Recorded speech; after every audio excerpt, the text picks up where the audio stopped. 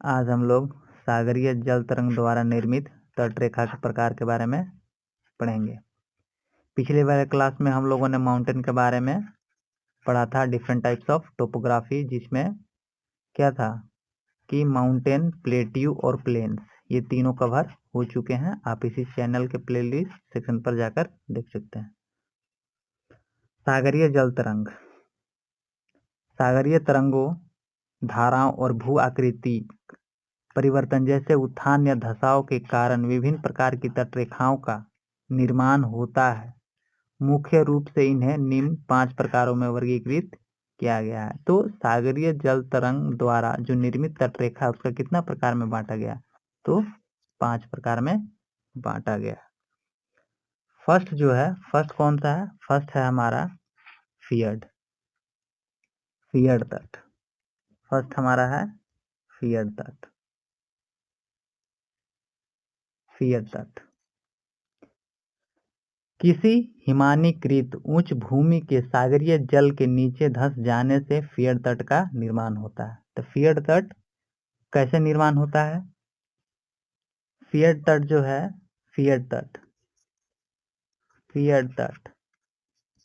Feared coast जो है, ये तट किससे?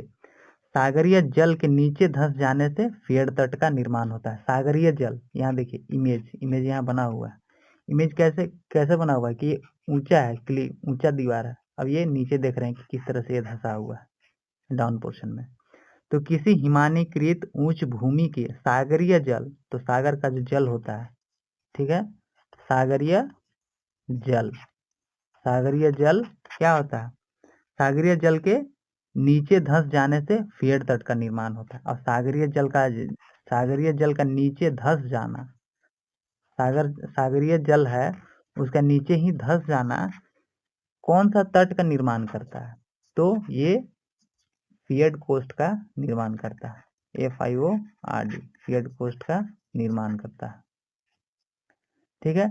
मुख्य विशेषताएं, इनके किनारे अत्यधिक तीव्र ढाल वाले और खड़ी दीवार के समान होते हैं। ये देखिए, ये ऊंचा दीवार है और ये किस तरह से ये ढलान बना हुआ है, खड़ी दीवार के समान होते हैं। उदाहरण, नॉर्वे का तट फियर्ड तट का विश्व प्रसिद्ध उदाहरण है। एग्जाम्पल ऑफ फियर्ड कोस्ट कौन सा है? ये नॉर्वे का तट फियर्ड तट का विश्व प्रसिद्ध उदाहरण है। नेक्स्ट हमारा है रिया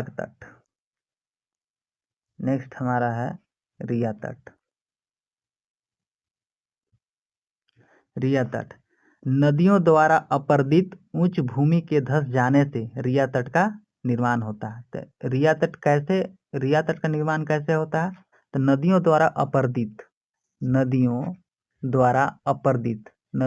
अपर्दित उच्च भूमि, रिवर इरोडेड हाईलैंड्स के धंस जाने से या समुद्र स्तर के बढ़ने से रिया तट का निर्माण होता है। ये 2 तरीका से होता है। कैसे? पहला क्या है? तो नदियों द्वारा अपर्दित उच्च भूमि है। तो अपर्दित मतलब क्या हुआ? किसी चीज का, मिट्टी, बालू, इस चीज का क्या होता है? इरोजन किसको बोलते हैं? इरोजन से, ठीक है, किसी चीज का पानी के बहाव से बह जाना, जैसे मिट्टी या सैंड, बालू, ये सब का बहना, ठीक है ना। नदियों द्वारा अपर्दित उच्च भूमि, रिवर इरोडेड आइलैंड्स के धंस जाने से। तो पहला किससे बनता है? तो अपर्दित के कारण क्या हो जाता है? धंस जाना। उच्च भूमि का क्या होता है? उच्च भूमि का धंस जाना। जैसे अभी ये क्या हुआ, जैसे बहाव आया तो ये धंस गया, ऐसे, ठीक है। नदियों द्वारा अपर्दित उच्च भूमि के धंस जाने से, तो पहला हो गया उसके धंस जाने से। और दूसरा क्या हुआ? दूसरा है या समुद्र स्तर के बढ़ने से। दूसरा क्या हुआ?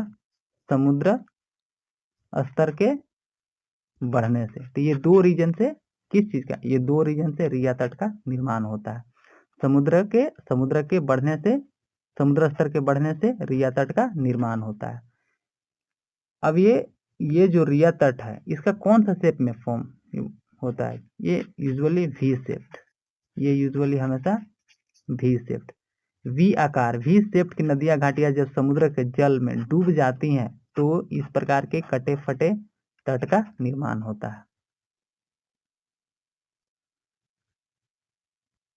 ठीक है। मुख्य विशेषता क्या है?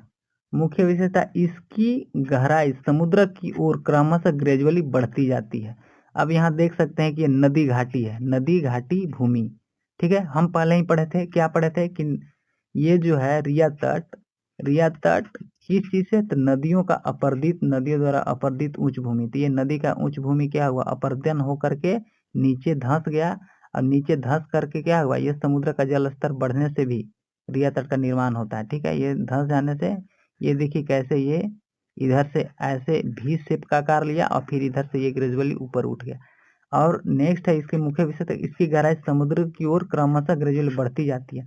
इसकी समुद्र की जो गहराई है इधर थोड़ा कम होगा, और जैसे जैसे आप इधर जाएंगे, ठीक है, वैसे ही समुद्र की गहराई क्या होगा, बढ़ेगा, बढ़ेगा। ठीक है, इंक्रीज होगा। ठीक है, इंक्रीज होगा, बढ़ती जाती है। नदी के मुहाने पर चौड़ाई अधिक होती है, नदी का मुहाने पर क्या होता है, अधिक चौड़ाई होती है। उदाहरण, प्रायद्वीपीय भारत के पश्चिमी तट का उत्तरी भाग जैसे कोंकण कोस्ट। ठीक है, रिया तट का उदाहरण है। ठीक है, रिया तट का एग्जाम्पल कहाँ है, कोंकण कोस्ट। ठीक है ना, Konkan coast, Konkan coast is an example of ria coast. ठीक है, नेक्स्ट हमारा है हैफा तट। नेक्स्ट हमारा है हैफा तट। हैफा तट,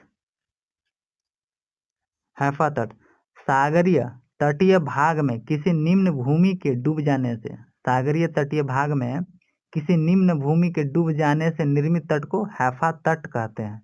इस प्रकार रोधिकाओं की समांतर श्रृंखला मिलती है जिससे सागरीय जल घिर कर लेगून झीलों का निर्माण करती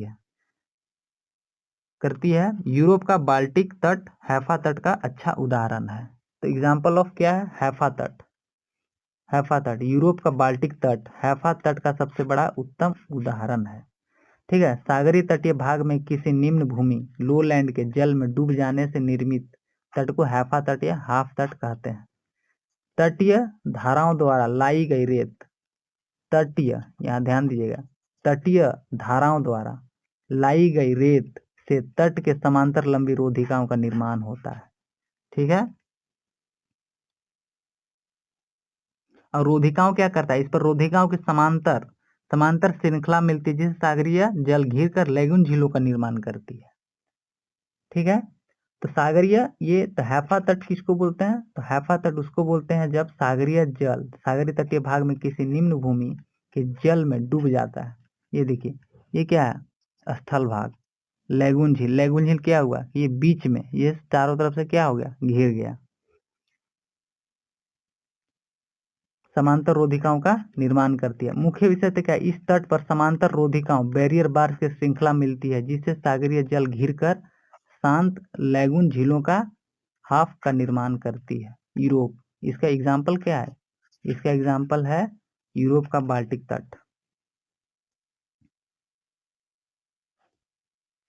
नेक्स्ट हमारा है, इसमें क्या याद रखना है, इसमें बेसिकली यही याद रखना है कि सागरीय तटीय भाग मतलब जो सागर का जो तटीय भाग होगा उसमें किसी निम्न भूमि क्या होगा, जो लो लैंड के जल में डूब जाने से, तो मतलब क्या होगा, जो समुद्र का किनारा है, ठीक है, समुद्र का किनारे में किसी निम्न भूमि का क्या है, लो लैंड के जल में डूब जाने से, तो जल में जब डूब गया उससे निर्मित तट जो बना है उसी को हम लोग बोलते हैं हैफा तट। ठीक है, अब नेक्स्ट है हमारा डालमेटिशियन कोस्ट, डालमेशियन तट। समांतर पर्वतीय कटकों वाले तटों के धसाव से डालमेशियन तट का निर्माण होता है।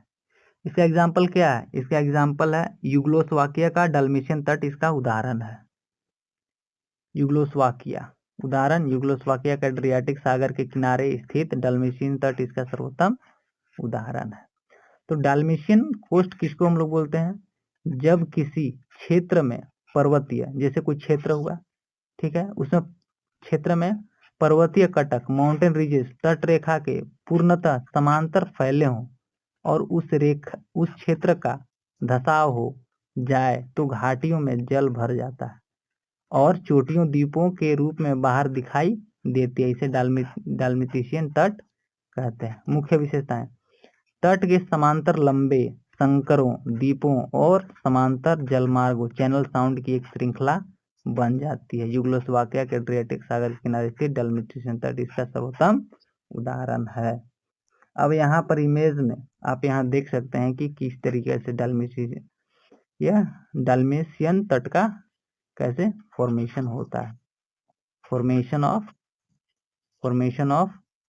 डल्मेशियन कोस्ट, ठीक है। ये देखिए कि कैसे है कि ये पानी है, पूरा पानी। अब ये देखिए कि किस शेप में बना है, ये इस शेप में। मुख्य भूमि मेन कोस्ट लाइन, देखिए इधर मेन कोस्ट लाइन है। अब मुख्य भूमि में ये क्या हो गया, समुद्र में क्या हो गया कि समांतर फैला हो लेकिन धंस गया हो। देखिए उस क्षेत्र का धंसाव हो जाए तो घाटियों में जल भर जाता है और चोटियों द्वीपों के रूप में बाहर आ जाती। अब जैसे ये जो है ये बाहर अगर आएगा तो ये द्वीप जैसा दिखेगा कि नहीं दिखेगा। तो यही कह रहा है यहाँ कि जब किसी क्षेत्र में पर्वतीय कटक, माउंटेन रिजेस, ठीक है, ये मान के समझे माउंटेन रिजेस है, तट रेखा के पूर्णतः समांतर फैले हों और उस क्षेत्र का धंसाव हो जाए, इस क्षेत्र का क्या हो जाए, धंसाव हो गया, क्षेत्र का ही धंसाव हो गया, ठीक है, तो घाटियों में जल भर जाता है। तो घाटियों में क्या हो गया, देखिए यहाँ किस तरह से पानी भर गया और चोटियों द्वीपों के रूप में बाहर दिखाई देती है। अब मान लीजिए ये चोटी है, अगर ये बाहर थोड़ा दिखाई देगा तो किस तरह में दिखाई देगा, एक चोटी की तरह दिखाई देगा, ठीक है। इस क्षेत्र का धंसाव हो जाए तो चोटियों में, घाटियों में जल भर जाता है, तो चोटियों द्वीपों के रूप में बाहर दिखाई देती है। तो द्वीप मतलब क्या हुआ, आइलैंड, ठीक है। तो आइलैंड के रूप में, छोटे छोटे आइलैंड के रूप में बाहर दिखाई देती है। इसे ही हम लोग क्या बोलते हैं, डल्मेशियन तट। तट के समांतर लंबे, विशेषता क्या है, तो तट के समांतर लंबे संकरे द्वीपों और समांतर जलमार्गों की एक श्रृंखला बन जाती है। ये देखिए कैसे ये श्रृंखला बना है। नेक्स्ट हमारा है निर्गत तट रूप, निर्गत समुद्र तट, इमरजेंट कोस्ट। स्थल खंड के ऊपर उठने, स्थल खंड क्या हो जाता है, ऊपर उठना, स्थल खंड का ऊपर उठना, ठीक है ना। स्थल खंड के ऊपर उठने या समुद्र जल स्तर के नीचे गिरने से निर्गत समुद्र तट का निर्माण होता है। तो निर्गत समुद्र तट जो है ये दो तरीका से फॉर्म होता है। पहला क्या है, तो पहला यही है कि स्थल खंड के ऊपर उठना। तो पहला में क्या होता है, स्थल खंड का ऊपर उठना। दूसरा में क्या है, या समुद्री जल स्तर के नीचे गिरने, या समुद्र का जल स्तर क्या हो जाता है, सेकंड क्या हो जाएगा, समुद्र जल स्तर, समुद्र जल स्तर का नीचे समुद्र जल स्तर का नीचे गिरना। इन दो तरीका से क्या होता है, इमरजेंट कोस्ट का फॉर्म होता है। नीचे गिरने से क्या होता है, समुद्र तट का निर्माण होता है। इस प्रकार के तट पर शिफ्ट, लैगून, पुलिन, क्लिफ एवं मेहरबाब मिलते हैं। भारत में गुजरात का काठियावाड़ तट निर्गत समुद्र तट का उदाहरण है।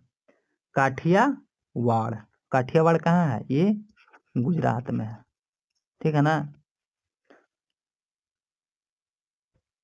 स्थल खंड के ऊपर उठने, अपलिफ्टमेंट, ये बताइए पहला हो गया। स्थल खंड या भूमि आकृतिक हलचलों के कारण समुद्री जल स्तर के नीचे गिरना, समुद्री जल स्तर का नीचे गिरना दूसरा हुआ। जगह नीचे गिरने, रिग्रेशन से निर्गत समुद्र तट का निर्माण होता है।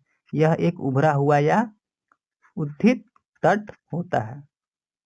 इसी को हम लोग क्या बोलते हैं, इमरजेंट कोस्ट। याद रहेगा। या तो क्या होगा, समुद्र स्थल खंड के ऊपर उठना, स्थल खंड या तो क्या होगा, ऊपर उठ जाएगा, और दूसरा में क्या हो जाएगा, या तो समुद्र का जलस्तर ही नीचे गिर जाएगा। एक में क्या होगा, स्थल का ऊपर उठना, और एक क्या होगा, जलस्तर किसका, समुद्र का, ठीक है, क्या होगा, नीचे गिर जाएगा। तो उससे जो क्या होगा, उससे जो फॉर्म होगा क्या होगा, उससे हमारा निर्गत समुद्र तट का निर्माण होता है। और इसका सबसे अच्छा उदाहरण क्या है, इसका सबसे अच्छा उदाहरण है गुजरात का काठियावाड़ तट। गुजरात का काठियावाड़, गुजरात का काठियावाड़ तट, काठियावाड़ तट ये हमारा निर्गत समुद्र तट का एग्जाम्पल है। नेक्स्ट है इसमें मुख्य विशेषता, इस प्रकार के तट सीधे और कम कटे फटे होते हैं। इस तट पर प्राचीन समुद्री लहरों द्वारा निर्मित आकृतियां जैसे स्पीट, लैगून, पुलिन बीचेस, क्लिफ एवं मेहराब सी आर के देखने को मिलते हैं। उदाहरण, भारत का पूर्वी तटीय मैदान विशेष रूप से कोरोमंडल तट निर्गत तट का एक उत्कृष्ट उदाहरण प्रस्तुत करता है। और एक एग्जाम्पल है इसमें, कौन सा एग्जाम्पल? तो गुजरात का काठियावाड़ तट। ठीक है, आज हम लोगों ने क्या पढ़ा? हाँ देखिए, इस तरीके से इमेज आप यहाँ देखकर समझ सकते हैं कि किस तरीके से ये हमारा निर्गत समुद्र तट फॉर्म होता है। निर्गत समुद्र तट, ये देखिए कि यहाँ पूर्व जल स्तर उत्थित पूचेस, अब ये जल स्तर। निर्गत समुद्र तट भूमि के ऊपर उठने या समुद्र जल स्तर नीचे गिरने से बना सीधा मैदान को ही हम लोग क्या बोलते हैं? निर्गत समुद्र तट।